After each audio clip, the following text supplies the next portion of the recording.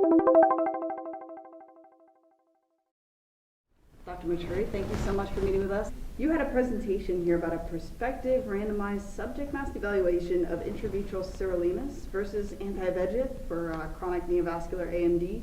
Can you tell us a little bit about that presentation? Yes, it was a really good presentation, and we were very excited to present the results on sirolimus against one-to-one against anti-VEGF therapy. As you know, macular degeneration, wet macular degeneration is the leading cause of blindness in the country today, and wet macular degeneration is generally treated with anti-VEGF agents.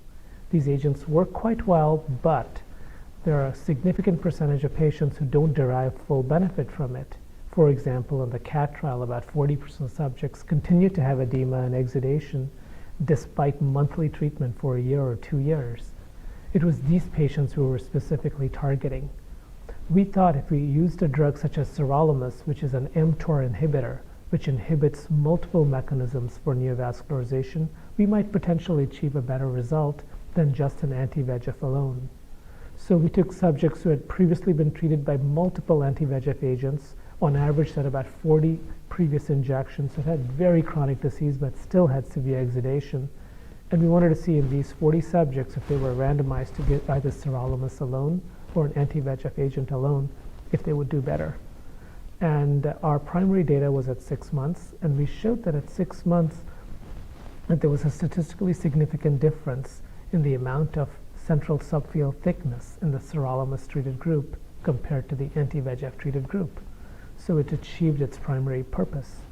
And we wanted to see additionally if there was a decrease in the amount of subretinal fluid that would happen, because subretinal fluid is another sign that there's chronicity of disease that's not fully responsive. And in the sirolimus treated group, the edema went away compared to those who were on anti-VEGF alone. We extended the study for 1 year to see how sirolimus alone acted in these patients. And in the patients that we were able to do the extension on, sirolimus was generally safe.